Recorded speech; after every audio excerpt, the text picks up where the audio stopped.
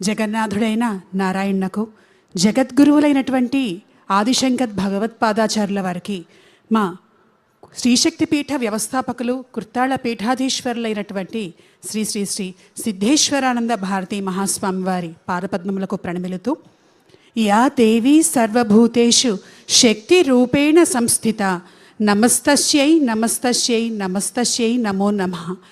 శక్తి స్వరూపం అయినటువంటి మా పీఠదేవత మరకత సిద్ధేశ్వర స్వామి సహిత మరకత శక్తికాళీదేవి పాదపద్మములకు ప్రణమిలుతూ అందరికీ మహాశివరాత్రి శుభాశీస్సులు.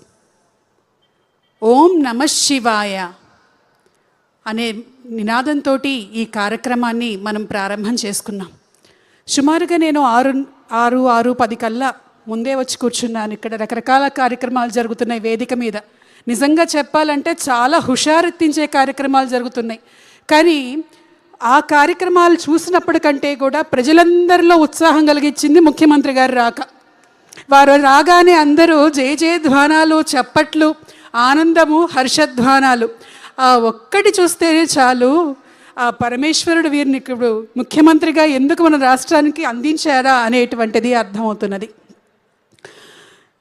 మన తెలుగు రాష్ట్రం, తెలుగు ప్రజలు, తెలుగు దేశం, ఈ తెలుగు అనేటువంటి శబ్దం ఎక్కడి నుండి వచ్చిందో తెలుసా? తెలుగు అనేటువంటి శబ్దం మనం పిలుస్తూ ఉన్నాము, మనం స్మరిస్తూ ఉన్నాము అనంటే శివుణ్ణి స్మరిస్తున్నట్టుగా లెక్క. కారణం ఏమిటి అనంటే తెలుగు దేశాన్ని ఎలా ఇంతకుముందు పిలిచేవాళ్ళు త్రిలింగ దేశము అని పిలిచేవాళ్ళు. త్రిలింగము, 3 లింగాల మధ్యలో ఉన్నటువంటి దేశం కాబట్టి మనది త్రిలింగ దేశము. అటు ద్రాక్షారామంలో ఉన్నటువంటి భీమేశ్వర స్వామి, ఇటు శ్రీశైలంలో ఉన్నటువంటి మల్లికార్జునుడు, కాళేశ్వరంలో ఉన్నటువంటి కాళేశ్వర ముక్తేశ్వరుడు మధ్యలో ఉన్నటువంటి దేశం కాస్త త్రిలింగ దేశమైంది. అనంతర కాలంలో త్రిలింగ తిలింగ తెలుగుగా మారి తెలుగు అనేటువంటి పదం వచ్చింది. అంటే మనందరము కూడా ఆ శివుని యొక్క బిడ్డలము. దేశంలో ఎక్కడా లేనటువంటి విధంగా ఆ శివుడి యొక్క పేరుతోటి మన రాష్ట్రం ఏర్పడటం జరిగింది. మన తెలుగు భాష పేరు ఏర్పడటం జరిగింది. మన తెలుగుదేశం పార్టీ కూడా ఏర్పడటం జరిగింది. బహుశా అది కూడా శివ సంకల్పం అనుకోవచ్చు. మనం శివుడి గురించి చెప్పుకుంటున్నాం. నిరాడంబరంగా ఉన్నాడు స్వామి. ఏమిస్తాడు స్వామి? మోక్షమిస్తాడా? లయకారకుడుగా చెప్పుకున్నాం, శక్తి స్వరూపుడుగా చెప్పుకున్నాం. కానీ ప్రధానంగా శివుడు ఏమందిస్తాడు అంటే ఐశ్వర్యం ఈశ్వరాదిచ్చేత్. ఆయన ఐశ్వర్యాన్ని ఇస్తాడు, అధికారాన్ని ఇస్తాడు, భోగభాగ్యాలని ప్రసాదిస్తాడు పరమేశ్వరుడు.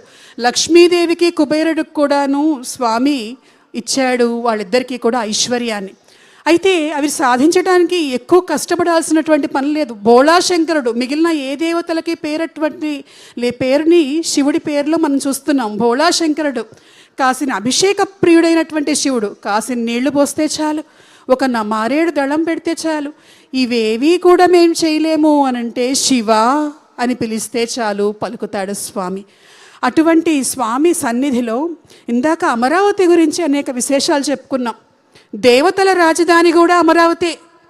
మరి ఆ అమరావతి పేరుతో మన రాజధాని ఏర్పరచుకుంటే దేవతలే దిగి వస్తారు. మన రాష్ట్రాన్ని ఎంత అద్భుతంగా ముఖ్యమంత్రి గారు అభివృద్ధి చేస్తున్నారో మనం చూస్తూ ఉన్నాం. నాకు ఒకటి అనిపించింది, ఇవాళ మహాశివరాత్రి శివుణ్ణి అందరూ కూడా ఇవాళ దేవాలయాలకు వెళ్ళి దర్శించుకుంటారు, అభిషేకాలు చేస్తారు. దేనికోసం చేస్తారు? మా కోరికలు తీర్చండి, మా కష్టాలు తీర్చండి, మేము జరిగేటట్టుగా చెయ్యి స్వామి అని చేసుకుంటారు. కానీ బహుశా ముఖ్యమంత్రి గారు ఈ రాష్ట్రం అభివృద్ధి కావాలి అని మనందరి కోసమే ఆయన ప్రార్థనలు చేస్తారు, పూజ చేస్తారు, అభిషేకాలు చేస్తారు. పురాణ వాంగ్మయంలో ఒక మాట ఉన్నది, రాజు చేసేటువంటి ఏ యజ్ఞమైనా, ఏ యాగమైనా, ఏ పూజ అయినా, ఏ అభిషేకమైనా సరే దేవతలు స్వయంగా స్వీకరించి రాష్ట్రంలో, ఆ దేశంలో ఉన్నటువంటి ప్రజలందరినీ తొందరగా అనుగ్రహిస్తారు అని. అలా మన కోసం పాటుపడుతూ ఉన్నటువంటి మన ముఖ్యమంత్రి గారు చేసేటువంటి పూజలు వారి కోసం కాక మన కోసం వారు చేస్తున్నారు. మరి మనమేం చేయాలి? వారు మన కోసం ప్రార్థిస్తే మనం వారి కోసం ప్రార్థించాలి, వారికి దేవతల ఆశీస్సులు ఉండేటట్టుగా చేయాలి. ఎందుకంటే మనందరం కోరుకుంటున్నటువంటి కలలను సాకారం చేస్తూ ఉన్నటువంటి వారు. అయితే ఇందాక చాలామంది మాట్లాడుతూ చెప్పారు, గుంటూరు గురించి చెప్పారు. నేను పుట్టింది కూడా గుంటూరులోనే, నేను మెడిసిన్ చదివింది కూడా, మెడికల్ కాలేజీలో చదివింది కూడా పూర్వాశ్రమంలో ఇక్కడే. అంతేకాదు చంద్రబాబు గారిని చూస్తే ఒక నాస్టాలజిక్ మూమెంట్. ఎందుకనంటే నాకు ఊహ తెలిసిన తర్వాత who is the chief minister of Andhra Pradesh అంటే చంద్రబాబు నాయుడు గారు అనేటువంటిదే ఫస్ట్ నాకు తెలిసినటువంటి ఊహ. అటువంటిది ఈరోజు వారిని చూడటం చాలా సంతోషకరంగా ఉంది. అయితే ఇంకొక మాట, మేము ఆధ్యాత్మిక రంగానికి, పీఠాలకి చెందినటువంటి వాళ్ళం. అనేకమైనటువంటి భక్తులు వస్తూ ఉంటారు, రకరకాల రంగాల్లో ఉన్నటువంటి వాళ్ళు వస్తూ ఉంటారు. చాలామంది చెప్పేటువంటి మాట ఏంటంటే, మా రంగాల్లో మేము బిజీగా ఉండి ఎక్కువసేపు దేవతని మేము దేవాలయాలకు వెళ్ళలేకపోతున్నాము, పూజలు చేయలేకపోతున్నాము, ఇవేవి కూడా చేయలేకపోతున్నాం, బ్యాలెన్స్ కావట్లేదండి అన్నారు. భక్తిని వృత్తిని కూడా ఎలా బ్యాలెన్స్ చేయాలో ముఖ్యమంత్రి గారిని చూసి నేర్చుకోవాలి.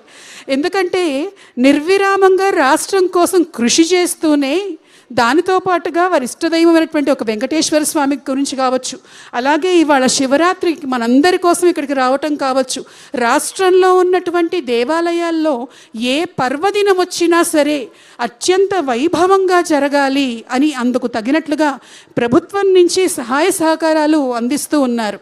ఎందుకంటే మన జాతిలో ఒకానొక సమయంలో ఇతర మతాలు దాడి చేసినప్పుడు దేవుడి నామాన్ని మనం పలకలేని స్థితి, దేవాలయానికి వెళ్ళలేని స్థితి, రాజులు కూడా ఏమీ చేయలేనటువంటి స్థితి, అటువంటి స్థితిని అనుభవించినటువంటి మన జాతి సనాతనమైనది, ఎప్పుడూ కూడాను వెలుగొందేది అయినప్పటికీ కూడా రాజు యొక్క సహకారం మన ధర్మ పరిపాలనలో చాలా ముఖ్యమైనటువంటిది. శివుడి ఆజ్ఞ లేనిదే చీమైనా కొట్టదంటారు. కాబట్టి ఆ పరమేశ్వరుడి యొక్క ఆజ్ఞతోటి మన ముఖ్యమంత్రి గారు అద్భుతమైనటువంటి డెవలప్మెంట్స్ అన్నిటితో పాటుగా ప్రపంచంలో మన వెంకటేశ్వరుడు అంటేనే ప్రపంచవ్యాప్తంగా ప్రతి ఒక్కళ్ళు కూడా మన తెలుగు రాష్ట్రం వైపు చూస్తూ ఉంటారు. అటువంటి మన తెలుగు రాష్ట్రాన్ని కూడా భారతదేశంలోని ఒక ఆధ్యాత్మిక రాజధానిగా కూడా తీర్చిదిద్దాలి అని ఆశిస్తూ, అభిలాషిస్తూ ఇంత అద్భుతమైనటువంటి ఈ కార్యక్రమాన్ని ఏర్పాటు చేశారు మన మహావంశి గారు. కృషితో నాస్తి దుర్భిక్షం అన్నట్లుగా ఒక వ్యక్తి సామాన్యమైనటువంటి స్థితి నుంచి ఇన్ని వేల మందిని, లక్షల మందిని మన ఛానల్స్ ద్వారా ప్రభావితం చేసేటువంటి స్థితికి రావటం అనేది చాలా స్ఫూర్తిదాయకమైనటువంటి అంశం. వారు మహాభక్తి ఛానల్ ప్రారంభం చేసి ప్రతి ఇంటిని ఒక దేవాలయం చేసేశారు అద్భుతమైనటువంటి కార్యక్రమాల ద్వారా. ఈ అద్భుతమైనటువంటి కార్యక్రమానికి వచ్చినటువంటి ప్రతి ఒక్కరికి శివుడి యొక్క ఆశీస్సులు ఇస్తూ ఇద్దరు ముఖ్యమైనటువంటి వ్యక్తుల పేర్లు కూడా ఇక్కడ స్మరించాలి. ఒకటి శ్రీమతి నారా భువనేశ్వరి గారు. శివశక్త్యాయుక్తో అన్నారు. శక్తి లేకపోతే శివుడు కూడా ఏమీ చేయలేరు. ఆమె ఒక సందర్భంలో మాట్లాడుతూ, నేను ఏదన్నా వారితో మాట్లాడుతూ ఉన్నా కూడా వారు అమరావతి గురించి నాకు ఇంకొక ఆలోచన వచ్చింది అని చెబుతూ ఉంటారు. అయినా అది నేను డిస్టర్బ్ చేయను, అవునా వచ్చిందా అని చెప్పి వారు చెప్పింది నేను వింటూ ఉంటాను. నా భర్త నా కుటుంబం కోసం కాకుండా విశ్వమంతా కూడా తన కుటుంబం, తెలుగు ప్రజలంతా కూడా నా కుటుంబం అని భావిస్తూ ఉంటారు. అది నాకు చాలా గర్వకారణం అన్నారు. మరి ఆమె ఎంత త్యాగం చేశారో వీరిని మనకు అప్పచెప్పారు. అట్లాగే శ్రీమతి పద్మావతి, మారెళ్ళ పద్మావతి గారు ఇందాక కనిపించారు, వంశీ గారి శ్రీమతి. ఆవిడ యొక్క ప్రోత్సాహం, ప్రోద్బలం ఈ మహాభక్తి ఛానల్ డెవలప్మెంట్లో, మహా మీడియా డెవలప్మెంట్లో ఎంతైనా ఉంది. శివుడైనా సరే శక్తి లేకపోతే ఏ పని చేయలేడంటుంది మన శాస్త్రం. అటువంటి పరమేశ్వరుడి అనుగ్రహం అందరికీ అందిస్తూ ముఖ్యమంత్రి గారిని మా శక్తిపీఠానికి విచ్చేసి అమ్మవారి యొక్క శక్తిని కూడా ఒకసారి ఆ అనుగ్రహాన్ని కూడా పొందమని ఆశీర్వదిస్తూ స్వస్తి. నమఃశివాయ. ఓం నమఃశివాయ. ధన్యవాదాలమ్మా, చాలా సంతోషం మీ ఆశీస్సులకి.